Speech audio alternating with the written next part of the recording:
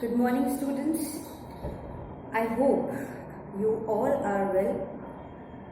So, let's begin up with the chapter which we were reading, that is India's external policy. In the chapter India's external policy, we were discussing about India's relationship with rest of neighbors. When India get independent and afterwards, what sort of relationship we have faced and made up. That things we are reading in this chapter. Till yet, what we have read that India always wanted to maintain a gap with the two camps. When we got independent, at that time, Cold War era was going on and entire world was being bifurcated into two power blocks.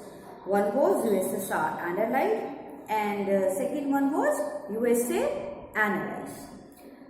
And that was also the era of decolonization. So all the countries who were newly independent, who were underdeveloping countries or the European countries, those who were facing tough economical time, वो countries जो हैं या तो USSR का part बन रही थी उसकी आइडियोलॉजी को एक्सेप्ट करके, या यूएसए का पार्ट बन रहे थे. हम क्योंकि नए नए आज़ाद हुए थे तो हमारे जो पंडित नेहरू हैं उनके दिमाग में बहुत सारी चीज़ें चल रही थी. एक चीज़ तो ये थी कि ब्रिटिशर्स कि इतने लंबे कॉलोनियल रूल के बाद आज हम लोग जब बाहर आ पाए हैं, तो अगर हम इन दोनों में से यूएसए और यूएसएसआर इन दोनों में से किसी एक पावर ब्लॉक का हिस्सा बन जाते हैं तो पॉसिबिलिटीज बनेंगी कि आगे चल के हम जिस भी ब्लॉक को ज्वाइन करते हैं वो फिर से अपने terms and conditions and all हमारे ऊपर हावी करे. और Probably, though he was not sure about it, probably उनको ये लगता था कि हो सकता है हम फिर से उसी फेज में पहुंच जाएं जिस फेज से इतनी मुश्किल से हम निकले हैं. दूसरी और इम्पोर्टेंट चीज क्या थी कि वो ये चाहते थे, he wanted to tell entire world that India as an independent country can stand on its own. India एक इंडिपेंडेंट कंट्री के रूप में अपने बलबूते पर खड़ी हो सकती है. तो हमारी स्टेबिलिटी, हमारी पावर और हमारा सम्मान, ये सारी चीजें जो हैं उनके दिमाग में चल रही थी. तो क्या करा उन्होंने एक पॉलिसी मेडअप की कि हम दोनों पावर ब्लॉक में से किसी का भी हिस्सा नहीं बनेंगे ना. दोनों ही से यूएसए से और यूएसएसआर से हम लोग एक गैप मेंटेन करके चलेंगे. तो हम दोनों पावर ब्लॉक में से किसी का हिस्सा नहीं बनेंगे. अब हिस्सा बनने के बदले आपको क्या करना पड़ता था? आपको उनकी आइडियोलॉजी को एक्सेप्ट करना पड़ता था. बदले में वो आपको क्या देते थे? बदले में वो हमें देते थे promise of helping us out in any military conflict, helping us out in all the economic phases. बहुत सारी मदद भी वो करते थे. लेकिन हमने इनसे अलग रहना चाहा. इनसे अलग हमने एक अलग मूवमेंट को जन्म दिया. That was known as non aligned movement. हम दोनों में से किसी की वलाय नहीं बनेंगे. एक और बात पंडित नेहरू ने बहुत इंपॉर्टेंट करी, that he talked about Afro Asian unity. क्यों उन्होंने इसकी बात करी? अफ्रो एशियन यूनिटी में की क्यों बात हुई? अफ्रीका और एशिया सबसे ज्यादा कॉलोनीज यहीं पे थी. अब ये धीरे धीरे आजाद हो रहे थे. अब जो कॉलोनियल कंट्रीज थे उन सबकी जो प्रॉब्लम्स हैं वो सेम थी. सबकी प्रॉब्लम्स एक जैसी थी. तो पंडित नेहरू ने सोचा बजाय इन दोनों पावर ब्लॉक्स की मदद लेने के हम क्या करें, हम अपनी समस्याओं को खुद समझें, है ना. और बहुत सारे कंट्रीज ऐसे हैं जो कि न्यूली इंडिपेंडेंट है और they are struggling to get their freedom. तो क्योंकि हम लोगों की सबकी प्रॉब्लम्स सेम हैं तो क्यों ना उन सबका सॉल्यूशन भी सेम निकाला जाए, ऐसा पंडित नेहरू का कहना था. सो इन बिहाफ पर उन्होंने हमारी फॉरेन पॉलिसी को बनाना शुरू करा. हमारी फॉरेन पॉलिसी कि दो मेन ऑब्जेक्टिव्स थे। पहला मेन ऑब्जेक्टिव हमारी फॉरेन पॉलिसी का ये था कि we will respect the sovereignty and integrity of territories of all the nations and the same we want others to do for us। हम unnecessarily किसी की भी बाउंड्रीज में unnecessarily एंटर नहीं करेंगे, हस्तक्षेप नहीं करेंगे। दूसरा इम्पोर्टेंट पार्ट जो था, जो पंडित नेहरू ने लिया हमारी फॉरेन पॉलिसी का, वो इम्पोर्टेंट पार्ट था कि India believe in maintaining peace and stability not only in the region but in the world। हमने क्लियर कर दिया कि हमारी तरफ से अननेसेसरीली किसी को भी किसी भी तरह की कोई भी जो प्रॉब्लम है वो नहीं होगी। We made it very clear। Further, we have discussed India's relationship with China। we never shared very good relationship with China, though अगर हम इकोनॉमिक रिलेशनशिप की बात करते हैं चाइना के साथ हमारी, तो बहुत बड़ा है वो, लेकिन डिप्लोमेटिकली हमारे बहुत अच्छे रिलेशनशिप चाइना के साथ नहीं रहे। China always acted as he is against India, ऐसा बहुत बार उसने प्रूफ भी किया है। वहाँ चाइना से जो हमारा सबसे बड़ा कॉन्फ्लिक्ट जो रहा वो हमारा रहा तिब्बत इशू का। अब तिब्बत इशू के ऊपर बहुत सारे क्वेश्चंस बनते हैं, बहुत सारे तरीके से पूछा जाता है। सिंपली पूछा जाता है what was the Tibet issue, how did India help तिब्बतियंस migrants to settle down, या ये क्वेश्चन पूछा जा सकता है what was Tibet issue, how did it cause tension between India and China, या ये पूछा जा सकता है explain the circumstances that forced the तिब्बतियंस to leave China, है ना, and highlight India's role in helping the Tibetan refugee। बहुत सारे तरीके से इस क्वेश्चन को पूछा जाता है। आंसर क्या होगा इसका? देखो, चाइना जो है इट एडमिनिस्टर्ड तिब्बत बहुत टाइम तक, since older times and wanted to control all over its part, which China did it in 1950।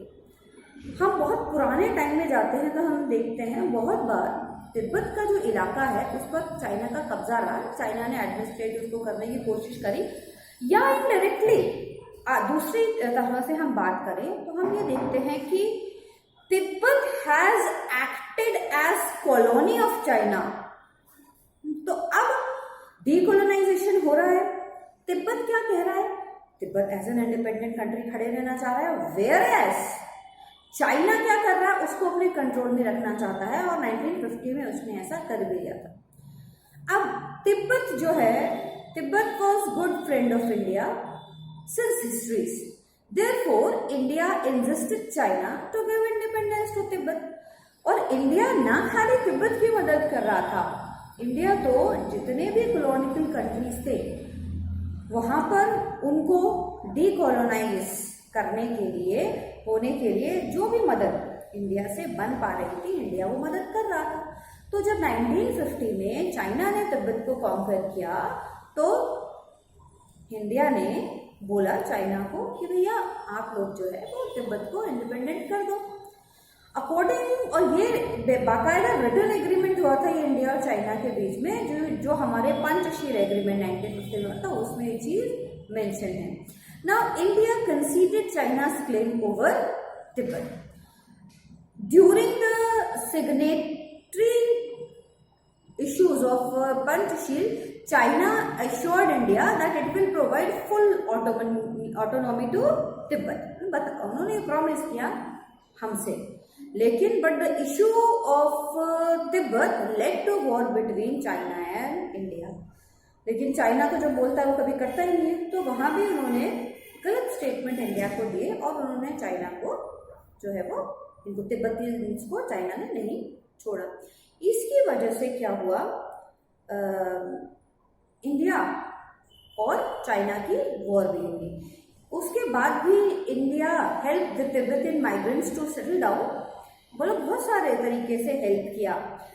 जैसे इनका जो स्पिरिचुअल लीडर है Dalai Lama, he has given refugee in India in 1959। तब से अब तक जो है वो यहाँ धर्मशाला से ही, हिमाचल प्रदेश में एक जगह है धर्मशाला, वहीं से जो है वो अपने को तिब्बत को कंट्रोल कर रहा है, उसके इश्यूज को समझा रहा है।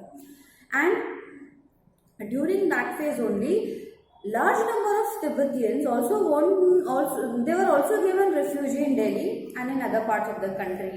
इनकी हेल्प आउट करने के लिए इंडियन गवर्नमेंट ने जगह जगह इनके मार्केट्स लगाए। आप देखते हो ना, हर सर्दियों में हमें देखने को मिलता है तिब्बत मार्केट लग गया, भाई तिब्बती आ गए क्या, क्योंकि वहां पर क्या है, वुलन बहुत अच्छा बनता था, वहां ठंड ज्यादा पड़ती थी, तो उन्होंने सबसे पहले उस चीज को शुरू करा। Dharamshala in Himachal Pradesh is the largest refugee settlement to Tibetans in India, है ना। और इसी सिचुएशन की वजह से चाइना का ने जो 62 हमारी वॉर हुई, इन्वेजन हुआ, वो जो है उसकी बेसिक वजह यही थी। आज तक भी हम इंडिया जो है वो तिब्बतीज की हेल्प कर रहा है हर फेज में। इसके तो चाइना से तो हमारे कन्फ्लिक्ट का बेसिक रीजन ये रहा। Now when we talk with Pakistan और इंडिया एक साथ ही बॉर्न हुए थे, हमने पढ़ा था। वो 14 अगस्त को इंडिपेंडेंट हुए थे और हम लोग 15 अगस्त को इंडिपेंडेंट हो गए थे। पार्टीशन जो है इंडिया और पाकिस्तान का, जो पार्टीशन हुआ, ये ही बहुत बड़ा ट्रॉमेटिकल फिगर था हम लोगों के बीच में, क्योंकि पार्टीशन की वो दरार केवल दो देश की बाउंड्रीज के बीच में नहीं आई थी, वो हिंदू मुसलमान और सो कॉल्ड पाकिस्तानी एंड हिंदुस्तानी लोगों के दिलों में भी पड़ गई थी। जो ट्रस्ट था वो खत्म हो गया हर तरह से। कश्मीर का इश्यू हमने डिस्कस किया था प्रीवियस वीडियो में, वो एक और बोन ऑफ कंसंट्रेशन रहा between India and India and Pakistan, जो आज तक भी है काफी हद तक। अभी जो हमारी करंट गवर्नमेंट है वो काफी हद तक इस इशू को सॉल्व करने की कोशिश कर रही है, काफी सफलता भी हमें मिली है, but still Kashmir is still yet the bone of confrontation between India and Pakistan. एक और बहुत प्रॉब्लमैटिक इशू जो है वो इंडिया और पाकिस्तान के बीच में रहा। बांग्लादेश का सेपरेशन जो हुआ, ईस्ट एंड वेस्ट पाकिस्तान का सेपरेशन जो होता है, वो एक बहुत बड़ा मुद्दा रहा। अब ये क्वेश्चन बहुत सारे तरीके से पूछा जाता है कि describe the consequences of Bangladesh war of 1971, या पूछा जाता है explain of conflict between India and Bangladesh, या explain reasons for the popular struggle in east Pakistan, जो अब का बांग्लादेश है, अगेंस्ट वेस्ट पाकिस्तान, जो अभी का पाकिस्तान ही है ना। इस तरह से the questions will be raised to you. So when we seek towards the answer of these questions, तो हम क्या देखते हैं, सबसे पहले हम देखते हैं रीजंस क्या रहे 71 वॉर के, या कन्फ्लिक्ट जो हुई उसके क्या रीजंस रहे। पहला रीजन तो रहा दैट इन 1970 हम देखते हैं Pakistan had to face its biggest internal disturbance. The first general election of Pakistan, they were constructed a rift between West Pakistan and East Pakistan. दिक्कत क्या थी, देखो वेस्ट पाकिस्तान वाले जो हैं वो ईस्ट पाकिस्तान वालों को सेकंड सिटीजन का दर्जा देते थे। क्यों देते थे वो ऐसा, क्योंकि ईस्ट पाकिस्तान कहाँ है, हमारे बंगाल बॉर्डर की साइड है, तो करंट बांग्लादेश है, हमारे Bengal border, West Bengal border की साइड लगता है।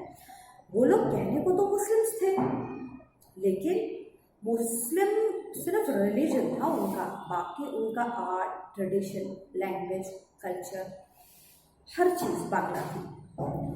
अब इधर वेस्ट पाकिस्तान की जब हम बात करते हैं तो यहाँ पर उनका आर्ट, ट्रेडिशन, कल्चर उन लोगों से बहुत डिफरेंट था। उनकी लैंग्वेज उर्दू थी, तो उन्होंने पाकिस्तान में उर्दू लैंग्वेज को इम्पोज कर दिया किसके ऊपर, ईस्ट पाकिस्तान करंट का बांग्लादेश उसके ऊपर। अब उन लोगों को आती नहीं उर्दू, तो उनके लिए बड़ा प्रॉब्लमैटिक इशू बन गया था। खैर, और ईस्ट पाकिस्तान जो है वो वेस्ट पाकिस्तान के लिए केवल रिसोर्सेज गेन करने का एक जरिया था। उनको वहाँ जो ईस्ट पाकिस्तान में जो रह रहे हैं वो भी पाकिस्तान के सिटीजन्स हैं, उनके डेवलपमेंट फेस का भी हमें उतना ही ध्यान रखना है, या उनके डेवलपमेंट के लिए भी हमें कुछ करना है। इनसे वेस्ट पाकिस्तान वालों को कोई भी मतलब नहीं था, है ना। तो इन्फीरियरिटी कॉम्प्लेक्स जो है वो ईस्ट पाकिस्तान वालों में जो है वो बहुत ज़्यादा आता चला गया।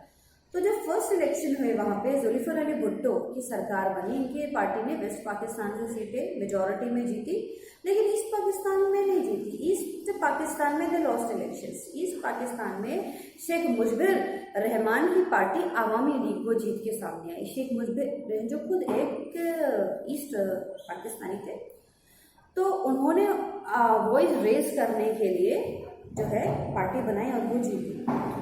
जब शेख मुजबिर ने अपनी प्रॉब्लम्स को रखना शुरू करा वेस्ट पाकिस्तान वालों के सामने एक ऑर्गेनाइज्ड मैनर में, तब भी कोई हेल्प उनको वेस्ट पाकिस्तान से नहीं मिली। अदर देन दैट, उनकी प्रॉब्लम सुनने की बजाय ईस्ट पाकिस्तान में जो मूवमेंट्स हो रहे थे उनको सप्रेस करने के लिए वेस्ट पाकिस्तान से आर्मी भेजी गई and citizens of east Pakistan, current का बांग्लादेश है, दे वर बीइंग ब्रूटली किल्ड।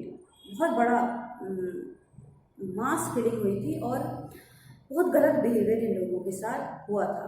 तो इस तरह से हम देखते हैं अवामी लीग जो है वो निकल के सामने आती है।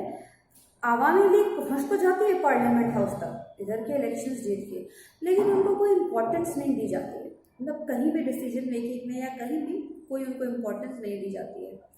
अब जो बंगाली पीपल हैं of East Pakistan, they voted to protest against being treated as second-class citizens over years by the government based on West Bengal। तो बिल्कुल समझ में आ रहा था उनको, क्योंकि हम वेस्ट बंगाल साइड से बिलोंग करते हैं तो हमें सेकेंड सिटीजन का दर्जा दिया जाता है। People were also not happy.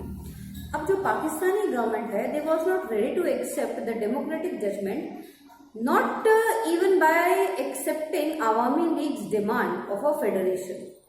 Awami league जो है कहीं भी उनके दिमाग में ये नहीं था कि हमको अलग होना है पाकिस्तान से। इनिशियली इन द बिगनिंग ये चीज़ नहीं थी कि हमको बांग्लादेश जो है वो एक अलग कंट्री बनाना है या ऐसा कुछ नहीं था उनके दिमाग में। ये सारी चीज़ें तो बहुत बाद में आई। पहले तो वो एक फेडरल स्ट्रक्चर जो है उस पर गवर्नमेंट को बेस्ड कराना चाहते थे, जिसको कि वेस्ट पाकिस्तान वालों ने एक्सेप्ट नहीं किया। 71 में पाकिस्तानी आर्मी ने शेख मुजबिर को अरेस्ट कर लिया and they unleashed the region of terror on east Pakistan. They started people struggle.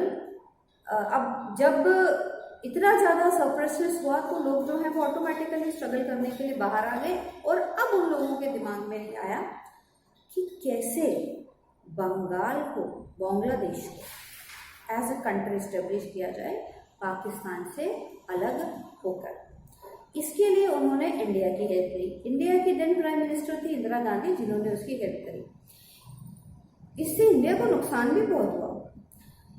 India had to bear 80 lakh refugees who fled from East Pakistan to take shelter. उस पर बॉर्डर सील तो थे नहीं हमारे। अब इंडिया की कंडीशन वैसे ही खराब थी। लगातार हमने 3-4 साल सूखा देखा था, 2 प्राइम मिनिस्टर चले गए थे हमारे, और भी बहुत सारी इकोनॉमिक प्रॉब्लम हमारी कंट्री फेस कर रहा था। ऐसे में 80 लाख लोगों का और आ जाना इकोनॉमी पे जो है वो बहुत प्रेशर पड़ गया। खैर, hence India has to extend moral and material support to the freedom struggle of Bangladesh. अब इंडियन गवर्नमेंट ने सोचा कि ये तो आते ही चले जाएंगे ऐसे, तो क्या करना चाहिए। बांग्लादेश वालों गवर्नमेंट ने इनसे बात भी करी कि आप हमारा सपोर्ट कर दो, मिलिट्री सपोर्ट हमें दे दो, हम बांग्लादेश अलग कंट्री बना लेंगे। तो इंडिया ने उनको कर दी। इससे हम क्या हुआ, इससे the full scale war broke out between India and Pakistan in 1971 when Pakistan attacked on Punjab and Rajasthan. शुरुआत पाकिस्तान ने की थी पंजाब और राजस्थान और पंजाब के बॉर्डर पार्ट्स जो हमारे लग रहे हैं उन पर अटैक करके। वॉर तो ब्रोक आउट हो गई, अब तो लड़ाई लड़नी थी। कॉन्सिक्वेंसेस क्या हुए? बांग्लादेश वॉर तो हो ही गई, अब इस वॉर के क्या कॉन्सिक्वेंसेस हुए? देखो, a great victory in the war resolutive national jubilation. बहुत नाम हुआ इंडिया का इसके बाद, जीत गए हम, बहुत अच्छे से हम लोग जीते थे। Many people in India look it as a moment of glory and a clear sign of India's power of military। लोगों का ट्रस्ट जो है वो हमारी मिलिट्री के ऊपर बना। पाकिस्तान और इंडिया तो जाने दुश्मन है, पैदा होते। दूसरा, Indira Gandhi won Lok Sabha elections and her personal popularity rose very high after 1951, क्योंकि इंटरनेशनल लेवल पर भी ये डिसीजन बहुत स्ट्रॉन्ग डिसीजन था किसी अंडर डेवलप्ड कंट्री के प्राइम मिनिस्टर से लिया हुआ। Congress party win almost all the state assembly elections, Congress को जो है वो बहुत ज़्यादा फायदा है। इंडिया की जो फॉरेन पॉलिसी थी it reflected the desire to be importance, to be of a source of importance, है ना, कि ड्यूरिंग 1971 समझ में आया कि इंडिया जो है वो हम अपनी इंडिया एक इम्पोर्टेंट कंट्री है और इस रीजन में एक बहुत बड़ा गेम प्लेयर बन सकती है। इंडिया की जो साख है जैसे हम कहते हैं वो बहुत बढ़ गई। Bangladesh it emerged as a separate nation on the world map. तो ये सारे कॉन्सिक्वेंसेस हुए और इंडिया और पाकिस्तान के बीच के जो कंट्रोवर्शियल इश्यूज थे वो और बढ़ते चले गए। इस तरह से देखते हैं हम इंडिया और पाकिस्तान का वॉर जो है वो इस तरह से टारगेटेड होती है। इसके बाद कारगिल वॉर हुई इंडिया और पाकिस्तान के बीच में, जिसमें फिर हम विनर रहे। पाकिस्तान ने कश्मीर के थ्रू टेररिज्म को बहुत स्प्रेड करवाया। पंजाब में जो खालिस्तान मूवमेंट हुआ था दैट वाज आल्सो, उसके पीछे पाकिस्तान ही था। They were only aiding the people. मतलब पाकिस्तान का ऑल ओवर एजेंडा हम देखते हैं वो यही रहा कि कैसे भी करके इंडिया को बर्बाद किया जाए। इंडिया तो बर्बाद हुआ नहीं, लेकिन जो पाकिस्तान है वो खुद बर्बाद होता चला गया, है ना। So this is all about India and Bangladesh. Next topic which will be discussing is India's foreign policy. किसमें इंडियाज न्यूक्लियर पॉलिसी का क्या रोल रहा, है ना। अब देखो इंडियाज न्यूक्लियर पॉलिसी नेहरू जो है उन्होंने डिजाइन करी। नेहरू जो है he was a man of science. India की जो न्यूक्लियर पॉलिसी है it advocates no first use and recreates India's commitment to global verifiable and non discriminatory nuclear disarmament. ये क्लियर था कि हम शांति के लिए ही अपने न्यूक्लियर एनर्जी का इस्तेमाल करेंगे। ये विजन जो है इंडिया का ये उसने पहले ही क्लियर कर दिया था। India always believed in science and technology and to develop them inside the country, है ना, क्योंकि बिना उसके हम डेवलप्ड कंट्री के फेज में नहीं आ सकते। ये बात जो है ये बिल्कुल क्लियर थी कि जब तक हमारी साइंस एंड टेक्नोलॉजी आगे ग्रो नहीं करेगी। So what we see here कि इंडिया ने शुरू से ही ये बिलीव करा कि scientific and technological development should be very fast, क्योंकि उसके बिना हम डेवलप्ड कंट्रीज की रेस में कभी भी नहीं दौड़ पाएंगे। An important idea of his industrialization was starting of nuclear program under the guidance of Homi Jahangir Baba in late 1940s. Independence से पहले ही हम देखते हैं कि भाई 35 के एक्ट में ये तो क्लियर हो ही गया था। 1935 का जो हमारा इंडिपेंडेंट एक्ट आया था उसमें ये चीज़ तो बिल्कुल क्रिस्टल क्लियर हो ही गई थी कि India will be giving independence very soon, बहुत जल्दी इंडिया को आज़ादी मिल जाएगी। तो तभी से हमने हमारी जो न्यूक्लियर और साइंटिफिक स्ट्रैटेजी है उसको प्लान आउट करना शुरू कर दिया था। तो 1940 से ही होमी जहांगीर बाबा के नेतृत्व में इंडिया ने अपनी ये क्या बोलते हैं साइंटिफिक रिसर्च एंड ऑल शुरू कर दिया था। Basically in the beginning what we see that Nehru was against the nuclear weapons, so he emphasized on generating atomic energy only for peaceful purposes. India शुरू से ही बहुत शांत कंट्री के रूप में रहा है। हमारी फॉरेन पॉलिसीज, हमारे लीडर्स हमेशा इसी चीज़ को बोलते कि हम कभी भी डिस्ट्रक्शन में बिलीव नहीं करेंगे। तो वही चीज़ लेकर हमारे जो प्राइम मिनिस्टर हैं, हमारे जो फर्स्ट प्राइम मिनिस्टर थे, वो चले साथ में कि पीसफुल पर्पसेस के लिए इंडिया जो है वो अपनी फॉरेन पॉलिसी को भी बनाएगा और न्यूक्लियर पॉलिसी को भी बनाएगा. Pandit Nehru also requested the superpowers for comprehensive nuclear disarmament, even though the nuclear war heads keep rising. हमेशा Nehru ji always raised this issue that nuclear weapons का disarmament is very important, because one day this nuclear war will definitely be held और world के destruction का reason ये बनेगा. खैर, when communist China tested its nuclear weapon in October 1964, 5 countries जो हैं, USA, USSR, UK, France and China, उस वक्त ताइवान था, वो भी इंटरनल पार्ट था चाइना का, ताइवान बाद में अलग हुआ है. And also the 5 permanent members of UN Security Council, they tried to levy the nuclear non-proliferation test, NPT. First chapter में हमने पढ़ा था कोल्ड वॉर में NPT, नॉन प्रोलिफरेशन ट्रीटी.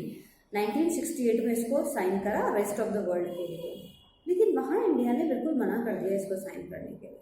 आप भाई हमेशा से तो आप बात कर रहे हैं कि न्यूक्लियर वेपन्स का इस्तेमाल नहीं होना चाहिए, न्यूक्लियर वेपन्स का डिसआर्ममेंट होना चाहिए, तो एनपीटी को साइन ना करने के पीछे वजह क्या थी? एनपीटी को साइन करने के पीछे उसका रिटन डॉक्यूमेंटेशन था. उस डॉक्यूमेंटेशन में साफ लिखा था आगे कोई भी कंट्री न्यूक्लियर प्रोग्राम्स को टेस्ट नहीं करेगी. वहाँ कहीं पे ये नहीं लिखा था कि जिन्होंने कर लिया वो इसको आगे इसका इस्तेमाल नहीं करेंगे या उसको डिफ्यूज कर देंगे, ऐसा कुछ नहीं था. मतलब जिनके पास अब तक है वो तो ठीक है, बाकी कोई और नहीं करेगा. अब ये क्या बता रहा है? ये जो सुपर पावर्स हैं, उस वक्त जो भी सुपर पावर्स थी, इनकी इम्पोर्टेंस को या डोमिनेंस को दर्शा रहा है. तो इसी चीज़ का इंडिया, इसी चीज़ के गेस में था इंडिया. तो उन्होंने यही बोला कि या तो ये सभी के लिए ख़त्म किया जाए या सबको फ्री रखा जाए. तो हमने इनिशियली इन द बिगिनिंग 1968 में जब एनपीटी साइन हुई थी तब हमने इसको साइन नहीं किया था. Now during the decade of 62 to 72, when India faced 3 consecutive wars, many different parties came to the power from time to time. Foreign policy of the country played a limited role in the party politics. अब India की nuclear programme के बारे में जब हम बात करते हैं तो हमने ऑलरेडी देखा कि इंडिया जो है is against the international treaties which aimed at the non proliferation of 5 as the, मतलब जो अभी तक न्यूक्लियर वेपन्स जहां बन गए हैं उनको खत्म नहीं करा इन्होंने, बाकियों के लिए जो है इन्होंने रोक लगा दी.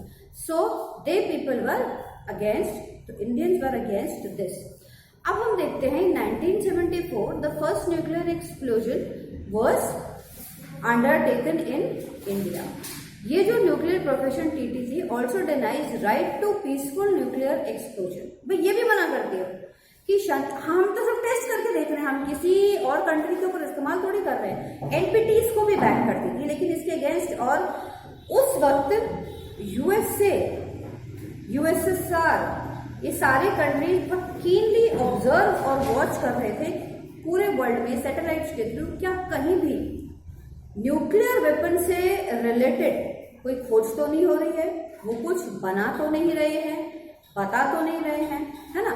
लेकिन खैर उनकी नाक के नीचे इंडिया ने 1974 में टेस्ट कर लिया. ये जो हमारा एनपीटी था इसने डिनाई करा था. India also oppose the NPT, 1995 तक अपोज करते रहे, and also denied to sign comprehensive test ban treaty. CTBT जो था फर्स्ट चैप्टर में पढ़ा था हमने, डिटेल से पढ़ा था फर्स्ट चैप्टर में, वो हमने साइन करने से मना कर दिया था. अब इसके बाद क्या होता है, इसके बाद हम क्या देखते हैं कि क्या होता है. तो हमने सीटीपीटी को भी हम साइन करने से मना कर देते हैं, है ना. मतलब हम अपना इंडिपेंडेंस वोट हर जगह, इंडिया जो है हर जगह अपना इंडिपेंडेंस वोट दिखा रहा है. अब India carried out the series of nuclear test in May 1998. फिर से हमने जो है एक टेस्ट करा. Here in 1998 we want to show our military capabilities और military nuclear weapons to the entire world. यहाँ हमने वाकई में पूरे वर्ल्ड को ये दिखाने के लिए ये टेस्ट किया था कि we are nuclear efficient country. Pakistan followed soon by increasing areas vulnerability to nuclear exchange. The international committee criticise the nuclear test of India. बहुत सारे बैन भी हम लोगों के ऊपर लगा दिए गए थे इंटरनेशनल लेवल पर, लेकिन वी हैव कम थ्रू। उन सारी चीज़ों से निकल के हम लोग बाहर आ गए क्योंकि हमारा डेवलपमेंट फेज जो था वो बढ़ता चला गया। हमने एक इंडिपेंडेंट स्टैंड लिया, तो उन सारे रिस्ट्रिक्शन से जो हैं वो हम बाहर आते चले गए ग्रेजुअली। कुछ नुकसान भी हुआ हमको। अब धीरे धीरे उन सारी रिस्ट्रिक्शन से हम बाहर आ गए क्योंकि हमारे सपोर्ट में भी बहुत सारे कंट्रीज जो थे वो खड़े थे। ये वो सारे कंट्रीज थे जो कि इस चीज में बिलीव करते थे कि भैया खाली जो डेवलप्ड कंट्रीज हैं यही क्यों न्यूक्लियर वेपन बनाने का मादा रखें, बाकी लोग क्यों नहीं रखें और हम लोग क्यों पीछे रहे। तो सबका सपोर्ट हमारे साथ रहा और उन रिस्ट्रिक्शन से हम लोग निकल के बाहर आ जाते हैं। इंडिया की पूरी फॉरेन पॉलिसी के 2 मेन इंपॉर्टेंट फीचर्स हैं। पहला, India nuclear policy is dependable on maximizing or the minimum nuclear deterrence proclamation, no first use। बिल्कुल क्लियरली हमने इस चीज को मेंशन किया है that India will never use its nuclear weapon very first। Definitely if somebody will going to attack us with nuclear weapons, then we have the courage and capability and capacity to throw them back। हम कभी पहले नहीं करेंगे। ये चीज हमने पूरे world को क्लियर कर दी। सेकेंड जो सबसे इंपॉर्टेंट चीज रही वो ये रही कि this policy reforms India's commitment to global valid and non discriminatory nuclear disarmament, guiding to a nuclear weapon free world. इससे उन देशों की भी हिम्मत बंधी जो कि न्यूक्लियर टेस्ट करना तो चाहते थे लेकिन इन लोगों से डरते थे, है ना। और इंडिपेंडेंटली स्टैंड लिया इंडिया ने कि अगर ये जो डेवलप्ड कंट्रीज हैं ये किसी छोटे कंट्री को दबा के डरा के धमका के कुछ चीज करवाने की कोशिश करेंगे तो they will not be gate entertain. ये चीज बिल्कुल क्लियर इंडिया ने हमारे को कर दी। एक और बहुत इंपॉर्टेंट पॉइंट रह गया इसमें हमारा, कल हमने पढ़ा था, कल के प्रीवियस वीडियो जो गया था आपका उसमें आपने देखा था कि इंडिया ने directive principle of state policies के थ्रू भी फॉरेन पॉलिसी को बिल्डअप करने की कोशिश की थी। तो directive principle of state policy ने कैसे हेल्प आउट किया हमें ये काम करने के लिए। देखो, the makers of Indian constitution of India they equally emphasised on India's foreign policy and international affairs. दोनों के बीच में जो है वो उनका जो हम जिसको बोलेंगे बैलेंस था, that was very good. The makers of constitution laid their concern in the directive principle of state policy. कैसे? कॉन्स्टिट्यूशन के आर्टिकल 51 में ये चीज मेंशन है दैट ऑल यहाँ पर इन्होंने कुछ directive principles of state policy law करे जिसने हमारी फॉरेन पॉलिसी को बिल्डअप करने में मदद करी। क्या क्या थे?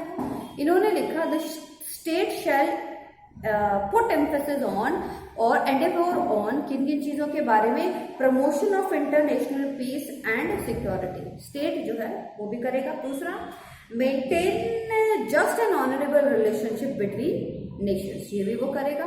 तीसरा रखा इन्होंने we will give foster respect for international laws and treaties obligations which we are dealing with. Next इन्होंने किया that encourage settlement of international disputes bye talking with each other. तो ये सारी जो पॉलिसीज हैं वो उन्होंने हमारे सामने रखी।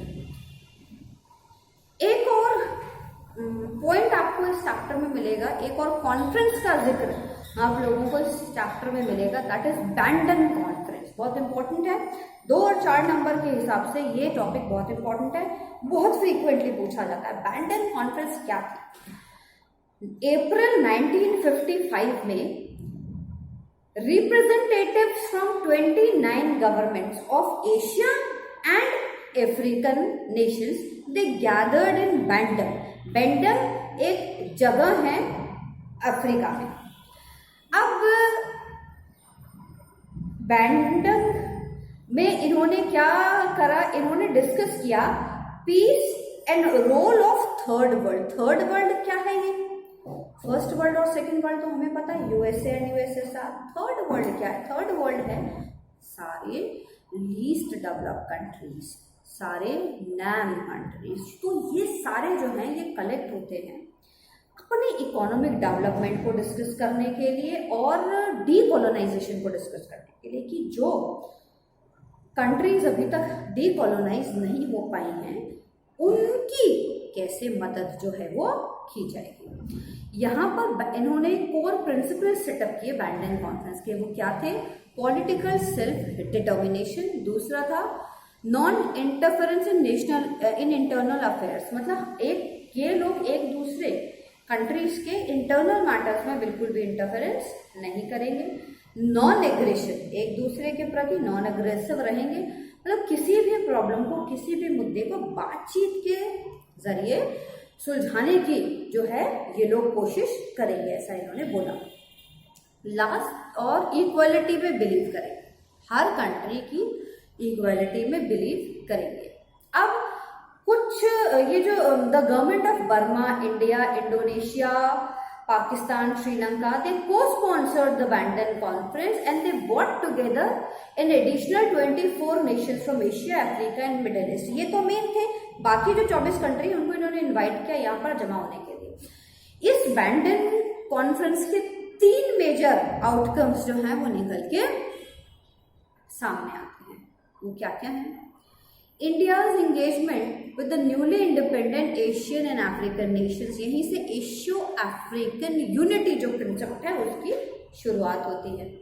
The conference final resolution laid the foundation of NAM, यहीं से NAM जो है वो हमारा शुरू होता है during the Cold War era.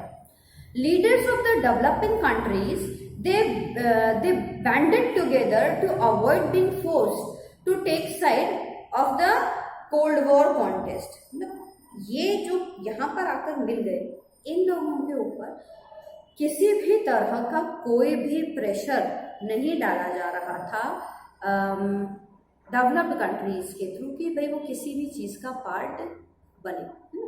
तो इस्टेब्लिशमेंट ऑफ नैम जो है वो देखते हैं हम कि वो बैंडन कॉन्फ्रेंस के थ्रू ही निकल के सामने आता है। तो ये कुछ बहुत इंपॉर्टेंट टर्मिनोलॉजी है।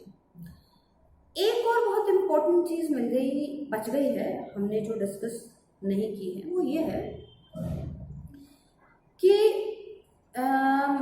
इंडिया जो है, India being a staunch supporter of decolonisation of the countries and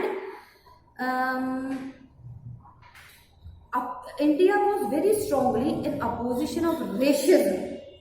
ये इन स्टेटमेंट को जस्टिफाई करने के लिए 6 नंबर के क्वेश्चन में आता है क्वेश्चन, कभी कभी 4 नंबर में भी घुमा के पूछ लिया जाता है। देखो, इट इज ट्रूली करेक्ट ना, very straight forwardly we can say yes, it is true that India is a stand means very firm supporter of decolonisation. बहुत फर्म सपोर्टर था, हमने जिस भी कंट्री को डीकोलोनाइज होने के लिए मदद चाहिए थी और जितनी हम कर सकते थे उतनी मदद हमेशा इंडिया ने करी।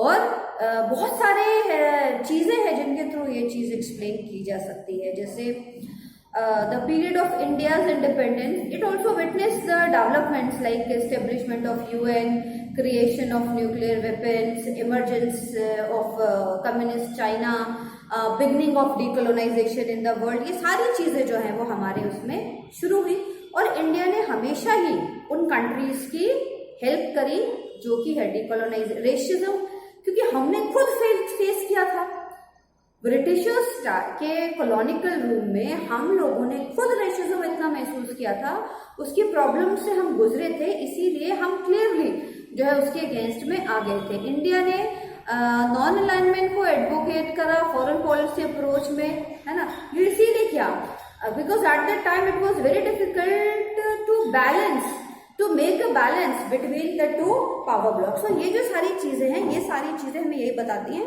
कि इंडिया हमेशा रेशिज्म और कॉलोनिज्म के अगेंस्ट में स्टैंड लेता चला जा रहा।